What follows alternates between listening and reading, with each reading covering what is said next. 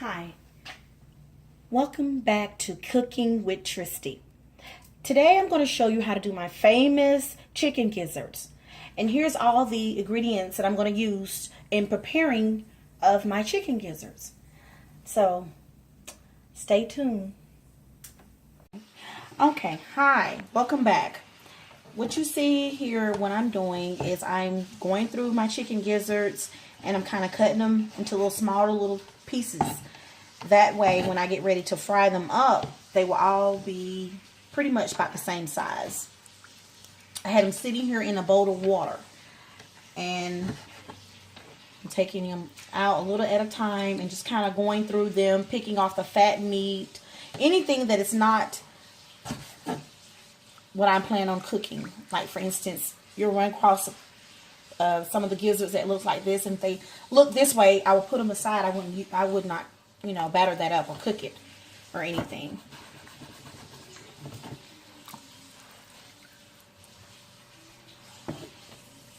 Much want to go through them and just pick the ones that's meaty. The ones that are much meatier is the one that you want to kind of cut in half. Like this one. This is a pretty big piece, and so I'll go ahead and cut that in half.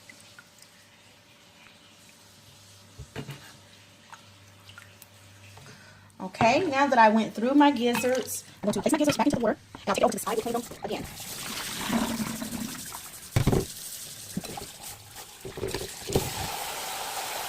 I'm pouring vinegar over my gizzards in the bowl. I like to clean everyone out. I like to clean my meat with vinegar. And I'm going to cook. This is going to be for about a family of 3. Because all my kids don't eat gizzards. Like, the whole family doesn't eat gizzards. I have a family of 5. So what I'll do here is just only prepare for only about 3 of us probably eat the gizzards. So, because once I bread them, it's going to be a lot of gizzards once they get ready. You want to make sure you drain all the water as you can. Just right here and kind of dry my gizzards. Drain all the water as possible.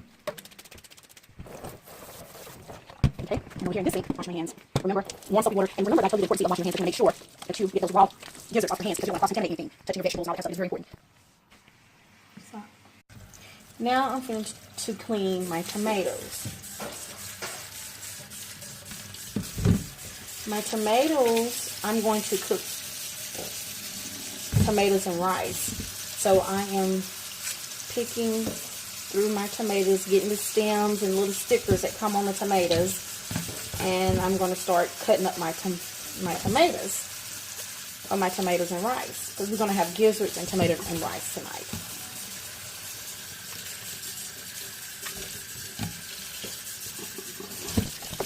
Now we stop the tomatoes good, and make sure your knife is clean.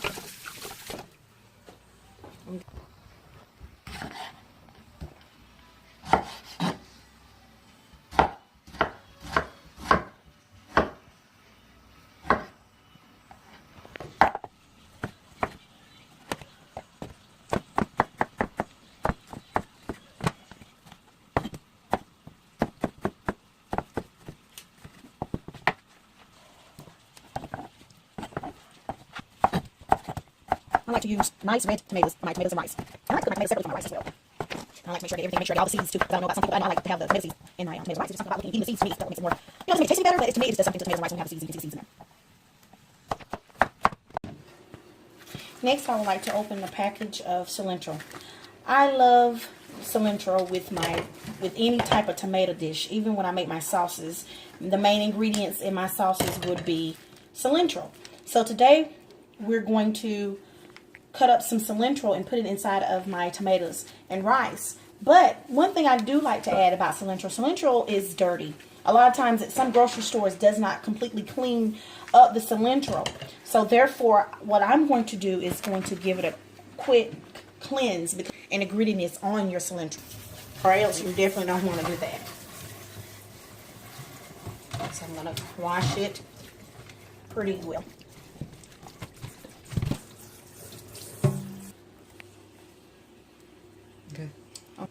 Okay, so we're back. Cut up my cilantro. And I'll even cut the stems as well down into the tomato.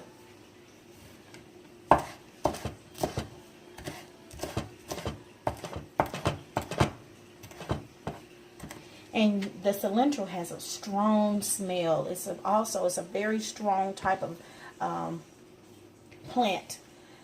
And you don't want to use too much of it as well, because like I said, it's a strong taste and it will overpower your sauce. So you want to be careful with how much cilantro that you use. You want to use enough because it does cook down in your sauce and it will disappear down in your sauce, but you don't want to overuse it and use too much, because otherwise if you use too much cilantro, every bite is going to taste like cilantro and you're not going to be able to fully give the effect of tasting your tomatoes sauce.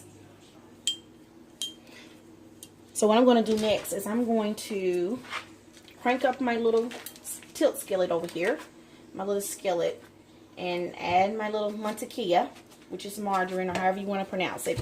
And I use about 2.5 cups of tablespoon of margarine in my skillet. And here I'm going to let the butter kind of melt down. All right, and once I do that, my seasoning.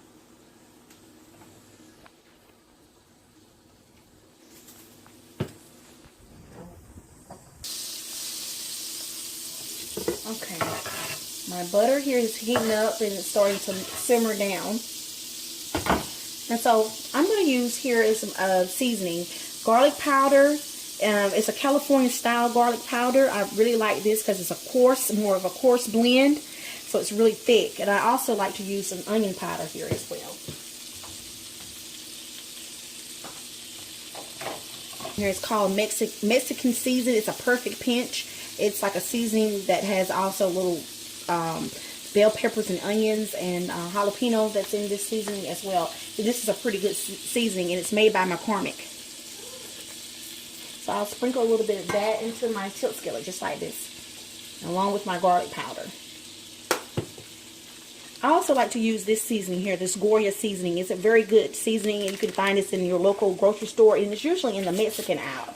It's also one of the seasonings that the Mexicans like to use, and I love to use a lot of the seasons that they use to season their food with, because it's just a fantastic mix, and it just has a very good taste in food to me when you taste, season with the Mexican seasoning. It's a better food. I'm going to add my tomatoes.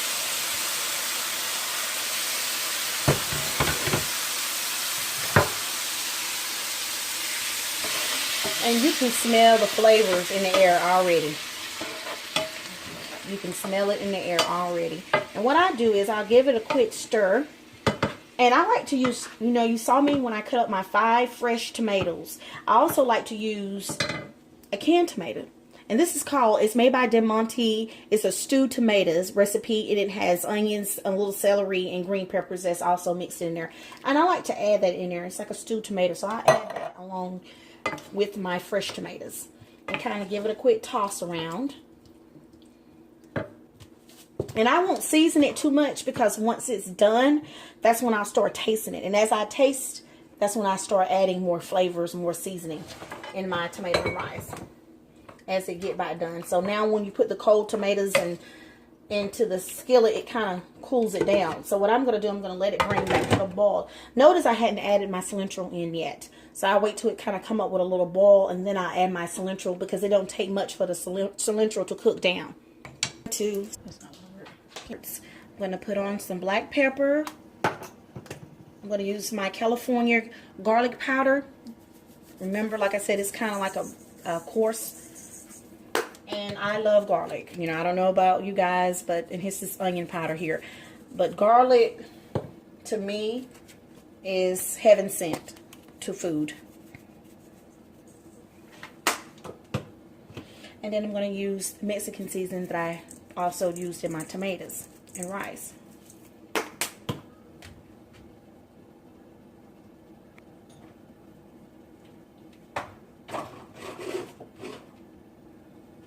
Cayenne pepper. Just a little pinch. You don't want to use too much of it because it's very spicy. And I also will put a little bit of meat tenderizer on my chicken gizzard.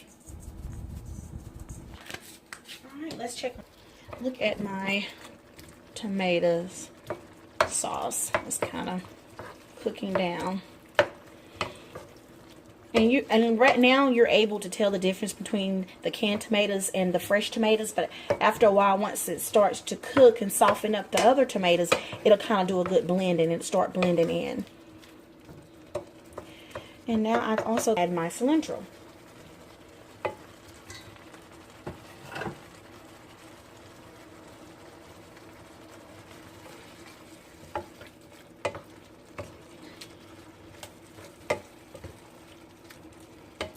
And like I said, that will cook down.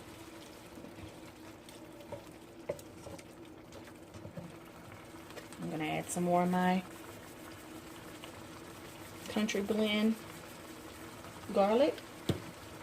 A little bit more salt.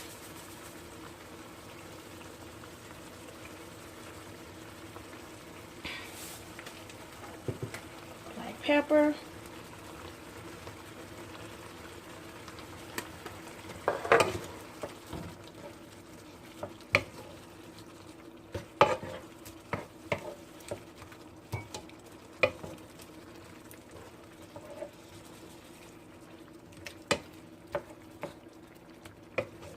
I'm just letting it simmer down. I'm going to turn down a little bit the heat a little bit so it won't cook so fast.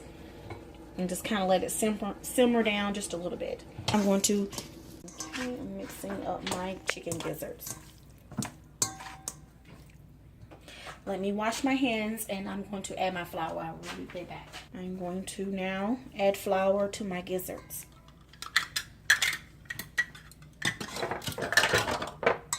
And I'm going to stick my hands in there and just give it a quick toss.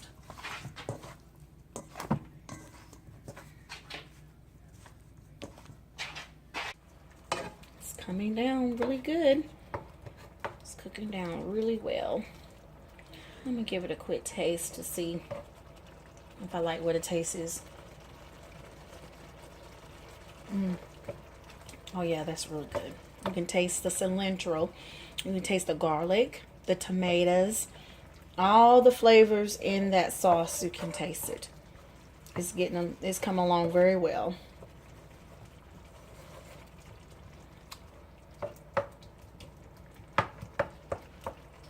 My gizzards to my skillet. I'm gonna turn this grease down just a little bit.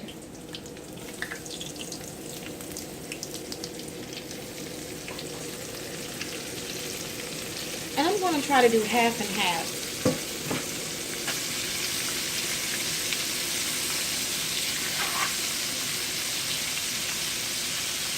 Alright, this is frying. I'm going to go ahead and add.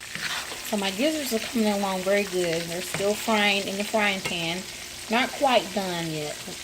And basically how I can determine if they're done, if they started to float in your skillet or your frying pan. So they're not quite ready yet. So okay, my gizzards are all done. I'm removing them out of the